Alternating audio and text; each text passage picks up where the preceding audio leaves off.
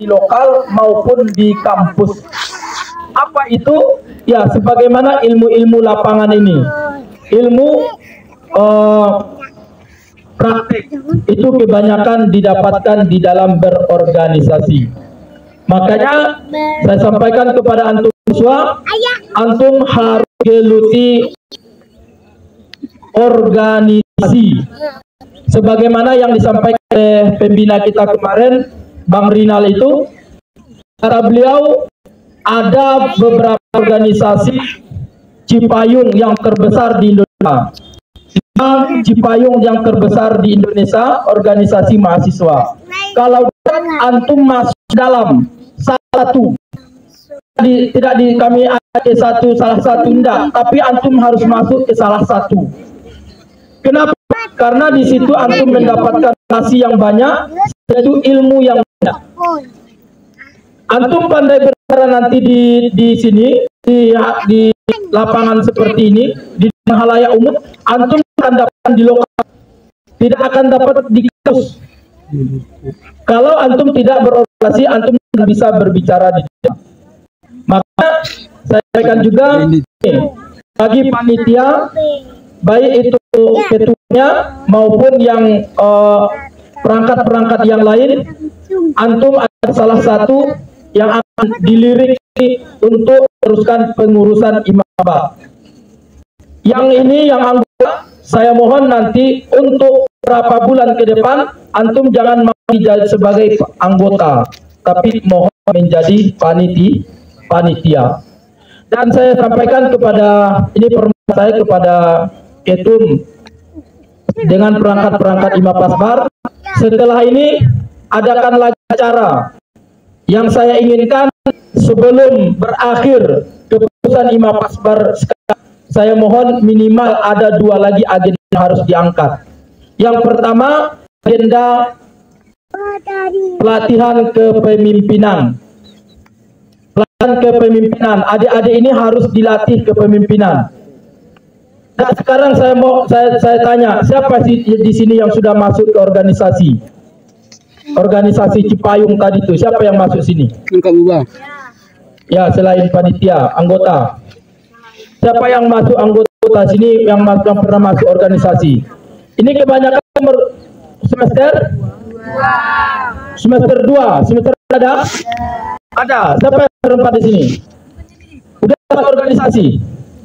Belum. Kapan yang mau masuk organisasi?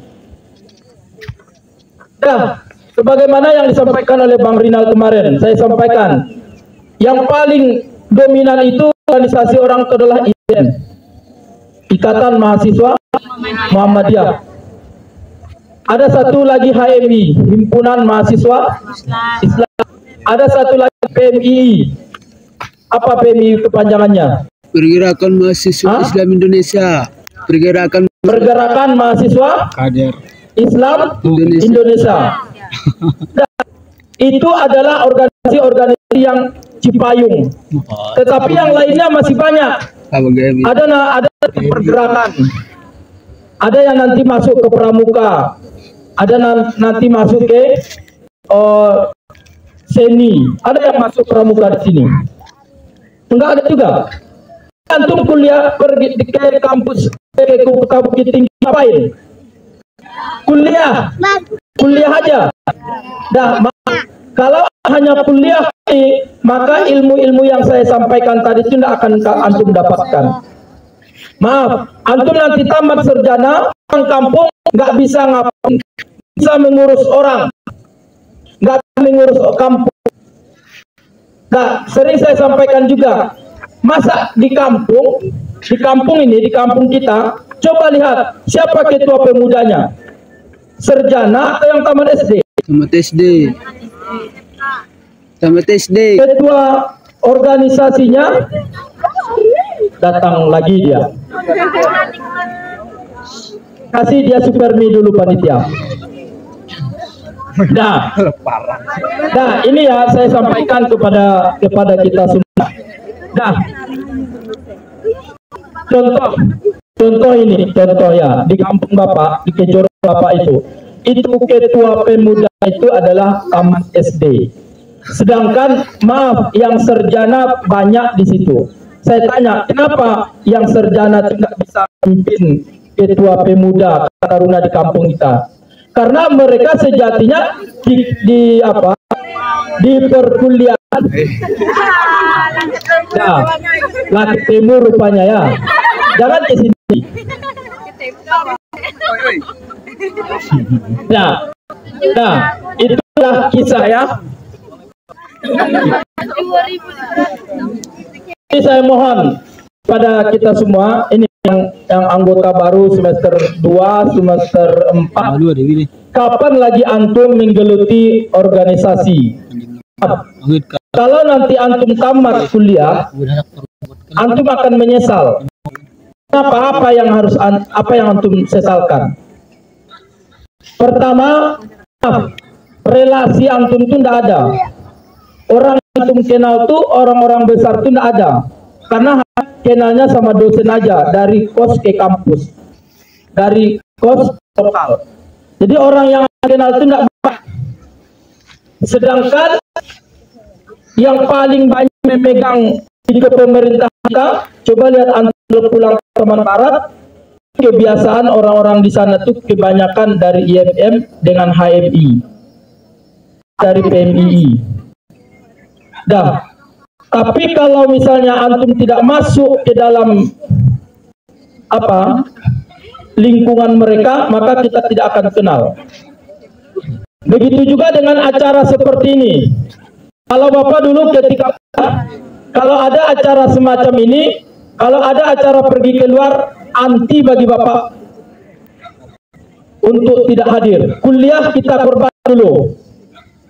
Biar libur aja dulu. Ambil ambil jatah. Apalagi ini hari libur. Masa libur antum nggak mau hadir ke sini? Teman-teman yang di sana, contoh masih banyak di kos, paling hanya kerjanya main HP saja. Tapi ketika antum hadir di sini, insya Allah yang pertama antum mendapatkan kawan baru. Saya yakin antum nggak pernah kenal ini sebelumnya, ya kan? Iya. Nah, iya. Yang kenal itu cuma hanya teman selok saja. Nah, antum tidak akan kenal sama senior-senior, tidak akan kenal dengan pembina-pembina seperti yang Agus kemarin, yang tadi malam itu. Minimal ada orang yang kita kenal. Dulu sampai daripada orang. Selesai mungkin. Nah, itu ya. Jadi saya mohon. Nah, sedikit Bapak dulu ketika kuliah, makanya sekarang Bapak kalau pergi ke Taman Barat, insya Allah teman-teman Bapak kuliah itu mereka PNP atau tempat saya kuliah dulu, insya Allah mulai dari ujung Pasaman Barat Silaping sampai ke Talu sampai ke Kinali. Yang seleting dengan saya itu ataupun yang senior ataupun yang junior itu mayoritasnya Bapak kenal. Walaupun nggak kenalnya, minimal wajah saya kenal. Kenapa? Karena ketika senior dengan acara saya ikut terus. Jadi ketika kita pulang kampung mereka kenal sama kita, walaupun mereka kuliahnya di tempat lain. Tapi kalau seandainya kita nggak ada ikut acara seperti ini, nanti ketika pulang kampung, maaf, kalau ada orang ujung Gading teman kamu kuliah di UI, yang kamu kenal itu pasti teman selokal aja. Kalau lintas fakultas tidak lagi. Kenapa? Karena Anda pernah ikut acara-acara seperti ini. Jadi ini adalah momen bagi kita untuk menggeluti organisasi. Nah, saya tanya, kira-kira kalau misalnya antum waktu kuliah nggak mau berorganisasi, kapan lagi antum berorganisasi?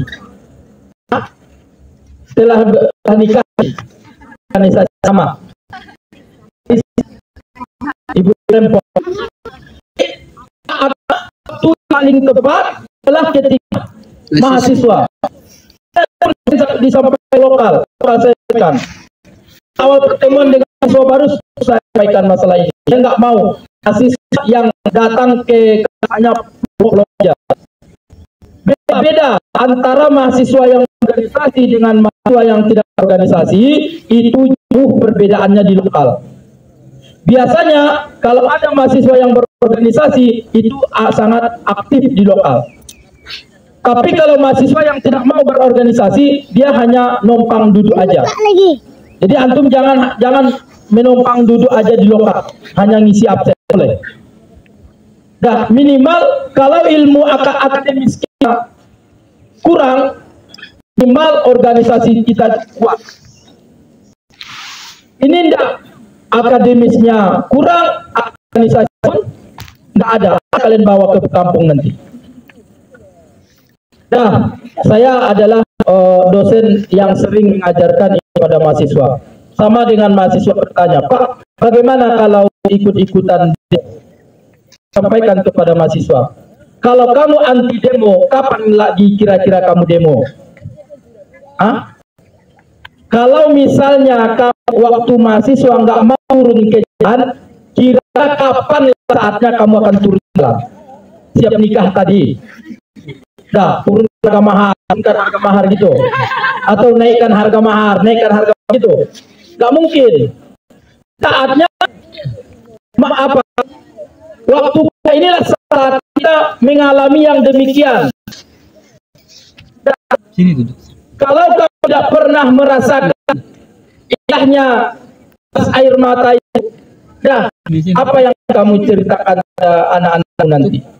Kamu nggak pernah merasakan itu. Kalau kamu nggak pernah merasakan dengan kepolisian, apa yang kamu dapatkan? Yang kamu ceritakan ke anak-anak kamu nanti ketika kamu punya anak.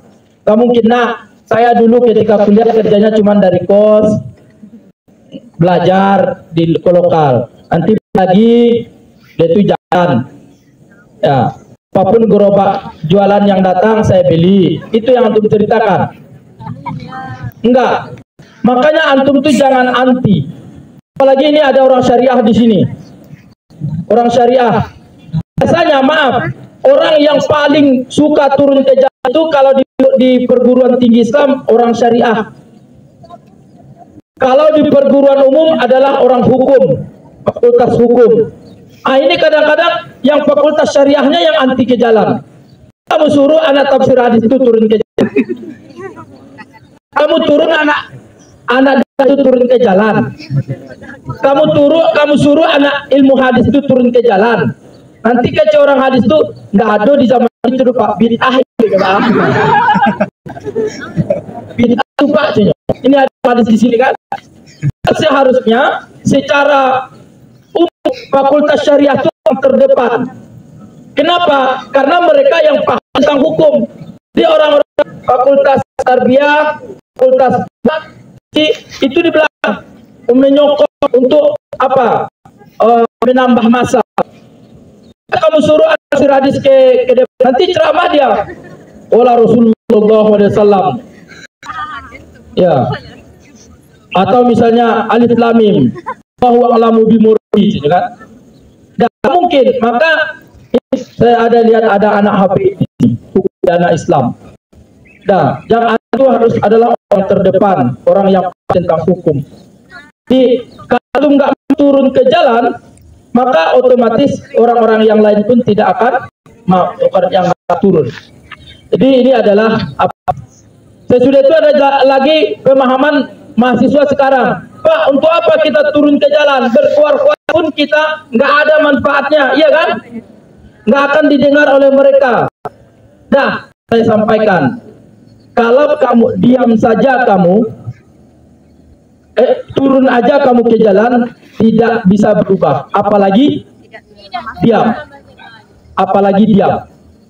Nah, ketika kita turun ke jalan itu minimal nanti ketika di akhirat ditanya oleh malaikat, kenapa kamu biarkan kezoliman dulu berada di masyarakat kamu? Maka minimal kita sampaikan, ya Tuhan, ya Allah, kami sudah sampaikan, kami sudah turun ke jalan, kewajiban kami sudah selesai. Itu aja. Maka sampaikan ini. Sekarang kezoliman beredar di Kabupaten kita Pasaman Barat, tetapi tidak ada kaum mahasiswa sekarang untuk membelanya.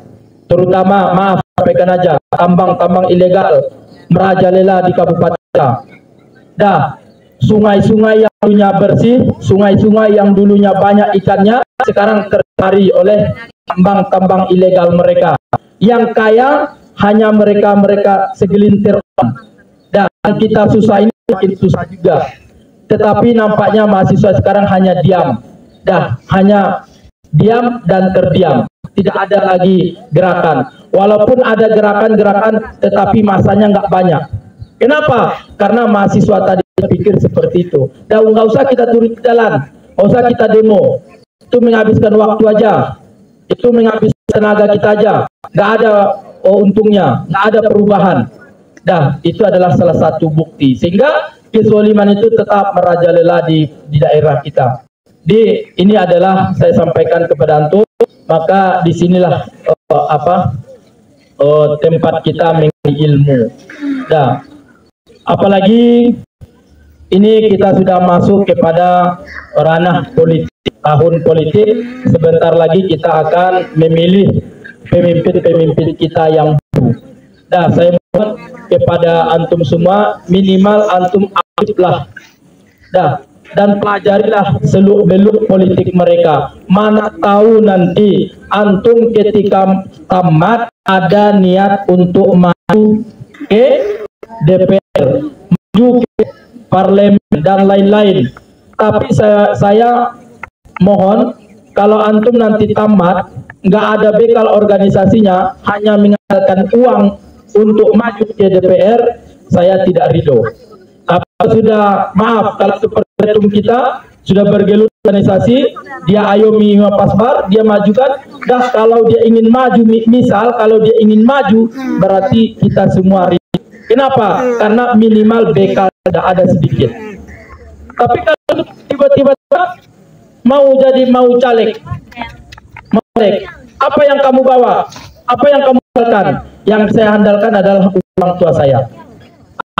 Duduk, iya duduk. Tapi ketika antum duduk di sana, tidak bisa berbuat apa-apa. Nah, ini sedikit. Kemarin saya bercerita dengan anggota dewan kita orang Pasaman Barat. Berapa kursi di Pasaman Barat? 35. Berapa kursi di DPR kita? 37. Nah, saya pernah bercerita dengan anggota. Apa kata beliau? Pak, orang yang pandai berbicara, orang yang berpandai berbicara, sekian banyaknya kami di anggota dewan yang bisa berbicara itu lebih 5 orang. Nggak lebih 5 orang. Yang selainnya ketika rapat paripurna semuanya diam. Jadi bayangkan ketika kita di lokal, ketika ada diskusi, cuman yang bisa berbicara itu cuman 1-2 orang. Begitulah kira-kira. Apa? Karena bekal mereka berbicara itu tidak ada. Bekal mereka itu tidak ada. Karena yang mereka handalkan masuk ke sana itu adalah duit. Sekarang realita. Ini secara daerah kita. Dan berikutnya ini saya sampaikan juga. Kita lihat kalau untuk ke depan kita lihat banyak para caleg-caleg kita yang ingin menuju ke Senayan itu, yang menuju ke Senayan itu kebanyakan dari golongan apa? Golongan artis. Maaf, saya lihat di dalam media yang akan mencaleg itu adalah Komeng, Aldi Taher, Ucok Baba, Bulan Jamila, siapa lagi? Banyak dari tangan mereka yang akan masuk ke Senayan.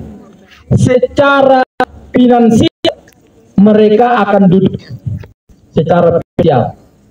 Nah, kira-kira kalau kita bayangkan mereka kalau seandainya duduk, apa yang mereka harus perjuangkan? Jadi sejatinya ini sekarang kalah akademis, dikalahkan oleh uang. Maka orang-orang yang duduk di anggota dewan kita bukan orang-orang akademis, tapi orang-orang yang beruang. Sehingga mereka tidak bisa berbicara, bisa mengubah undang-undang. Karena apa kata bosnya itu kata mereka. Jadi sekarang ada kejanggalan. Mana para dokter-dokter kita yang tamatan luar negeri, tamatan Amerika, tamatan Australia, dokter pulang ke kampung, pulang ke Indonesia, tapi tidak bisa duduk di Senayan. Harusnya mereka yang duduk di sana, bukan para artis tadi. Karena kalau mereka duduk di sana, insya Allah mereka punya akademis yang baik. Maka saya sampaikan jangan sempat untuk masa-masa yang akan datang. Ya minimal kita di Pasaman Barat itu penduduk itu adalah orang-orang akademis. Akademis tetapi mempunyai basic, mempunyai bekal yang banyak. Dengan apa caranya? Tidak lain dan tidak berorganisasi. Kumlot kamu di kampus, masuk ke anggota dewan itu nggak bisa apa-apa. Jadi itu adalah nasihat saya sama semua. Saya pun berdiri di sini itu adalah lagi belajar.